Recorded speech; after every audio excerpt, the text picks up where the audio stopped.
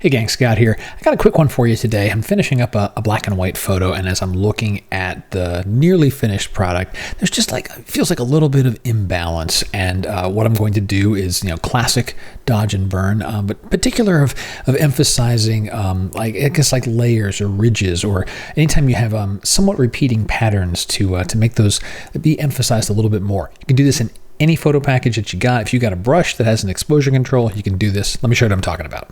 This is the photo I'm working on. I'm just about finished up with it. And the imbalance that I'm talking about is the right-hand side here, like this area here, just feels, a bit bright. Now, I want there to be, bright and dark. I want there to be, contrast and shadow. And I need to have this flow toward, the tree, which is ultimately the subject.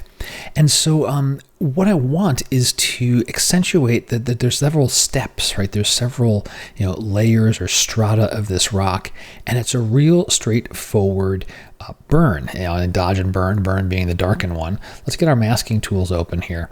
You see I've done a bunch of localized adjustments already, and I want to finish it off by just really emphasizing those ridge lines. So whether you're using Lightroom, On1, Luminar, you got a brush, you have an exposure control, bring it down to, I'm going to start let's say 0.3-ish negative.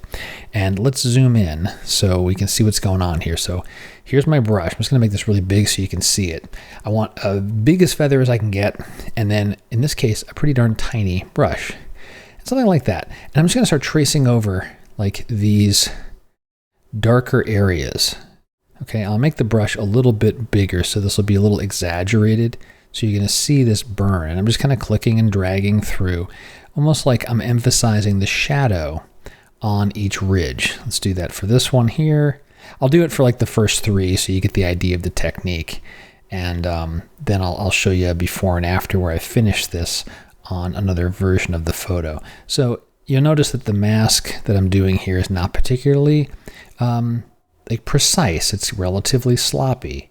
Right, that there, and then maybe we'll just go ahead and get that one to finish it off. Let me zoom back out. Just those changes. So we change this area here, before and after, right? That emphasis, that really helps balance out the photo. It's not just this bright wash of near bright gray and white.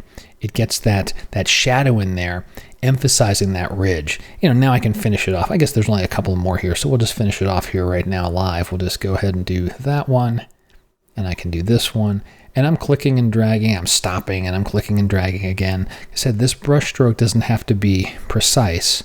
And, maybe even if I really wanted to emphasize, this one's probably going to be a little bit too much, so we'll undo those strokes there. And finally, you have an amount slider. You can adjust the exposure, whichever way you like to do it. If you needed to dial back or dial up the intensity, you've got that control there. But then before and after, again, adding in that dimensionality gives us much more of a three-dimensional feel to what is ultimately a two-dimensional photo.